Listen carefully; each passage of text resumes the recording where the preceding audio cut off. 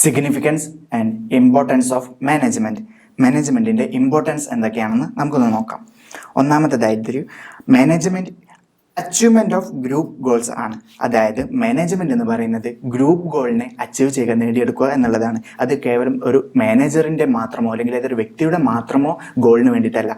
അത് ഒരു ഓർഗനൈസേഷൻ്റെ അല്ലെങ്കിൽ ആ ഒരു ഓർഗനൈസേഷൻ റൺ ചെയ്യുമ്പോൾ അതിലുമായിട്ട് ബന്ധപ്പെട്ടുകൊണ്ട് വർക്ക് ചെയ്യുന്ന വർക്കേഴ്സ്, മാനേജേഴ്സ്, അങ്ങനെ എല്ലാ ഹ്യൂമൻ റിസോഴ്സസിൻ്റെയും ഗോളിനെ അല്ലെങ്കിൽ ആ ഒരു ഗ്രൂപ്പിൻ്റെ ഗോളിനെ അച്ചീവ് ചെയ്യുക, ആ ഒരു ഓർഗനൈസേഷൻ സെറ്റ് ചെയ്ത് വെച്ചിട്ടുള്ള ഗ്രൂപ്പിൻ്റെ ഗോളിനെ അച്ചീവ് ചെയ്യുക എന്നതാണ് management achievement of group goal എന്ന് പറയുന്നത് കൊണ്ട്.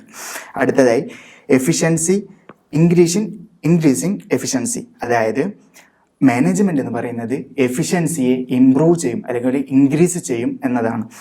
It's help to reduce cost and increase the profit with maximum satisfaction to different parties by proper planning, organising, staffing, directing and controlling. അതായത് മികച്ച രീതിയിലുള്ള ഒരു പ്ലാനിങ്, ഓർഗനൈസിങ്, സ്റ്റാഫിംഗ്, ഡയറക്റ്റിങ്ങും അതുപോലെ തന്നെ മികച്ച ഒരു കൺട്രോളിങ് ഉണ്ട് എങ്കിൽ ആ ഒരു ബിസിനസ്സിൻ്റെ എഫിഷ്യൻസിയെ ഇൻക്രീസ് ചെയ്യും. ആ ഒരു മാനേജ്മെൻറ്റ് നല്ല രീതിക്ക് പ്രവർത്തിക്കുകയും ആ ഒരു ഓർഗനൈസേഷൻ്റെ എഫിഷ്യൻസിയെ ഇൻക്രീസ് ചെയ്യും എന്നാണ്. അതിൽ കൂടെ ആ ഒരു ഓർഗനൈസേഷൻ ഉണ്ടാകുന്ന കോസ്റ്റ് റെഡ്യൂസ് ചെയ്യുകയും വേസ്റ്റേജ് റെഡ്യൂസ് ചെയ്യുകയും അതുവഴി അവർക്ക് കിട്ടുന്ന പ്രോഫിറ്റിനെ ഇൻക്രീസ് ചെയ്യുകയും ചെയ്യുമെന്നാണ് ഇവിടെ പറയുന്നത്. നെക്സ്റ്റ്, ഇറ്റ്സ് ക്രിയേറ്റ്, അതായത് മാനേജ്മെൻറ്റ് ക്രിയേറ്റ് ഡൈനാമിക് ഓർഗനൈസേഷൻ. അതായത് ഓർഗനൈസേഷനിൽ ഉണ്ടാകുന്ന വ്യത്യസ്തമായിട്ടുള്ള കാര്യങ്ങളുണ്ടല്ലോ, അതായത് എൻവയോൺമെൻറ്റൽ, ഇൻറ്റേർണലായിട്ടും എക്സ്റ്റേണലായിട്ടും ആ ഒരു ഓർഗനൈസേഷൻ്റെ എൻവയോൺമെൻറ്റിൽ മാറ്റം വരുമ്പോൾ, അതായത് എക്കണോമിക്കലാകട്ടെ, സോഷ്യലാകട്ടെ, പൊളിറ്റിക്കലാകട്ടെ, അല്ലെങ്കിൽ മറ്റ് ടെക്നോളജിക്കലോ അല്ലെങ്കിൽ മറ്റേതെങ്കിലും ഫാക്ടേഴ്സ് ആകട്ടെ, ഈ ഫാക്ടേഴ്സിനെ എല്ലാം ഉൾക്കൊണ്ടുകൊണ്ട് മികച്ച രീതിയിലുള്ളൊരു മാറ്റം, ഒരു ഓർഗനൈസേഷനെ ഇംപ്രൂവ് ചെയ്യുക എന്നുള്ള തലത്തിലേക്ക് മികച്ചൊരു മാറ്റത്തെ അല്ലെങ്കിൽ ഡൈനാമിക് ആയിട്ട് വർക്ക് ചെയ്യുക എന്നതാണ് മാനേജ്മെൻറ്റ് ഈ ഒരു കാര്യം കൊണ്ട് ഉദ്ദേശിക്കുന്നത്. അതായത് it's create dynamic organisation. Next, achievement of personal objectives. അതായത് ഒരു ഓർഗനൈസേഷൻ റണ്ണ് ചെയ്യുമ്പോൾ അതിൽ മികച്ച മാനേജ്മെൻറ്റ് ഉണ്ടെങ്കിലും ആ ഒരു ഓർഗനൈസേഷൻ്റെ ഗ്രോത്ത് മാത്രമല്ല ഡിപ്പെൻഡ് ചെയ്യുന്നത്, അതിൽ പ്രവർത്തിക്കുന്ന ഓരോ വ്യക്തികൾക്കും അതുവഴി ഗ്രോ ചെയ്യാൻ പറ്റും.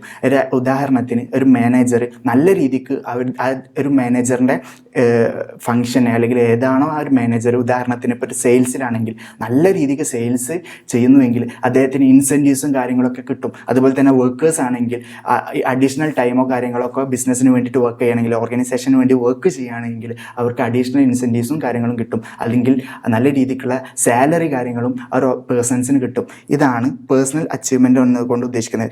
അതുപോലെ തന്നെ മാനേജറിന് നല്ല രീതിക്കുള്ള ലീഡർഷിപ്പും അതുപോലെ തന്നെ മോട്ടിവേഷൻ കൊടുക്കുന്നത് വഴി വർക്കേഴ്സിന് നല്ല രീതിക്കുള്ള മോട്ടിവേറ്റഡ് ആയിട്ട് നല്ല രീതിക്ക് വർക്ക് ചെയ്യുകയും ഉള്ള ഒരു കണ്ടീഷൻ അവർക്ക് കിട്ടും. ഇതാണ് മാനേജ്മെൻറ്റ് എന്ന് അച്ചീവ്മെൻറ്റ്സ് ഓഫ് പേഴ്സണൽ ഒബ്ജക്റ്റീവ്സ് എന്നതുകൊണ്ട് ഉദ്ദേശിക്കുന്നത്. ആൻഡ് ഫിഫ്ത്താണ് ഡെവലപ്മെൻറ്റ് ഓഫ് സൊസൈറ്റി.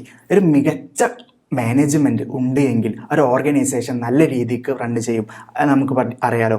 അതുകൊണ്ട് തന്നെ നല്ല രീതി എന്നതുകൊണ്ട് ഉദ്ദേശിക്കുന്നത് ഒരു സൊസൈറ്റിക്ക് നല്ല റെസ്പോൺസിബിളായിട്ട് സൊസൈറ്റിയെ നല്ല രീതിക്ക് ട്രീറ്റ് ചെയ്യുന്ന ഒരു ഓർഗനൈസേഷനായത് മാറും. അതായത് ഒരു management as the management has a social objective on its list of objective, society is surely going to benefit out of more employment, good quality product. അതായത് നല്ല രീതിയിലുള്ള ഒരു എംപ്ലോയ്മെൻറ്റ് അത് റണ്ണ് ചെയ്യുന്ന സൊസൈറ്റി, ഒരു ഓർഗനൈസേഷൻ റണ്ണ് ചെയ്യുന്ന സൊസൈറ്റിയിൽ provide ചെയ്യുകയും കൂടുതൽ ആളുകൾക്ക് ജോലി കൊടുക്കാൻ പറ്റുകയും അതുപോലെ തന്നെ ഗുഡ് ക്വാളിറ്റി പ്രൊഡക്റ്റ് സമൂഹത്തിലേക്ക് കൊടുക്കാൻ പറ്റുകയും ചെയ്യും. നല്ല മാനേജ്മെൻ്റ് ആണെങ്കിൽ നല്ല ഗുഡ് ക്വാളിറ്റി പ്രൊഡക്റ്റിനായിരിക്കും ഇമ്പോർട്ടൻസ് കൊടുക്കുക. ആ ഒരു ഗുഡ് ക്വാളിറ്റി പ്രൊഡക്റ്റ് ആളുകളിലേക്ക് എത്തുകയും ആ സൊസൈറ്റിയെ നല്ല രീതിക്ക് ഡെവലപ്പ് ചെയ്യാൻ അത് ഈ ഒരു എംപ്ലോയ്മെൻറ്റ് പ്രൊവൈഡ് ചെയ്യുകയും ചെയ്യുന്നതുമായി സാധ്യമാണ്. ആൻഡ് ലാസ്റ്റ് വൺ ആണ് ഒപ്റ്റിമം യൂട്ടിലൈസേഷൻ ഓഫ് റിസോഴ്സസ്. എന്താണ് ഇതുകൊണ്ട് ഉദ്ദേശിക്കുന്നതെന്ന് പറയുകയാണെങ്കിൽ, managers are responsible at allocation of resources within an organization. The ability to identify, allocate and manage resources efficiently is key to a successful business. അതായത് ഒരു ബിസിനസ്സിൻ്റെ ഒരു മാനേജറിൻ്റെ ഏറ്റവും പ്രധാനപ്പെട്ട ഒരു ചുമതലയാണ് ആ ഒരു എബിലിറ്റിയാണ് ഐഡൻറ്റിഫൈ ചെയ്യുക എന്നുള്ളത്, ആ ഒരു ബിസിനസ്സിൻ്റെ റിസോഴ്സസിനെ ഐഡൻറ്റിഫൈ ചെയ്യുക എന്നുള്ളതും അതിന് മികച്ച രീതിയിൽ അലോക്കേറ്റ് ചെയ്യുക എന്നുള്ളതും ആ ഒരു റിസോഴ്സസിനെ നല്ല രീതിയിൽ മാനേജ് ചെയ്യുക എന്നുള്ളതും ഇത് പ്രധാനപ്പെട്ടതാണ്. അത് റിസോഴ്സസ് എന്നതുകൊണ്ട് ഉദ്ദേശിക്കുന്നത് അത് അവരുടെ ഫിനാൻസ് ആവാം, അല്ലെങ്കിൽ ഫിസിക്കലായിട്ടുള്ള അവരുടെ അസറ്റ്സുകളാകാം, അല്ലെങ്കിൽ ഹ്യൂമൻ റിസോഴ്സസുകളാകാം. ഇതിനെല്ലാം തന്നെ നല്ല രീതിക്ക് ഐഡൻറ്റിഫൈ ചെയ്യുകയും മികച്ച ഹ്യൂമൻ റിസോഴ്സിനെ തിരഞ്ഞെടുക്കുക, അതുപോലെ തന്നെ മികച്ച സ്ഥലത്ത് അസറ്റിനെ അലോക്കേറ്റ് ചെയ്യുക എന്നുള്ളതും, അതുപോലെ തന്നെ ഇതിനെല്ലാം തന്നെ മാനേജ് ചെയ്യുക എന്നുള്ളതും ഒരു മാനേജറിൻ്റെ ഫംഗ്ഷനാണ്. അതുവഴി റിസോഴ്സിനെ നല്ല രീതിക്ക് യൂട്ടിലൈസ് ചെയ്യുമ്പോൾ വേസ്റ്റേജ് കുറയ്ക്കാൻ പറ്റും.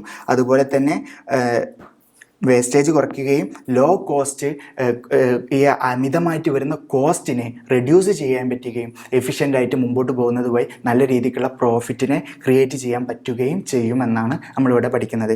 അതായത് പ്രധാനപ്പെട്ട പോയിന്റ് ഒന്നുകൂടി പറയുകയാണെങ്കിൽ അച്ചീവ്മെൻറ്റ് ഓഫ് ഗ്രൂപ്പ് ഗോൾസ് ആണ് ഒന്നാമത്തേത്. 2 ഇൻക്രീസിങ് എഫിഷ്യൻസിയാണ്. 3 create its a dynamic organisation, achievement of personal objectives and development of society, optimum utilization of resources എന്നതാണ് നമ്മൾ ഇന്ന് ചർച്ച ചെയ്തിട്ടുള്ള പോയിന്റ്സ്.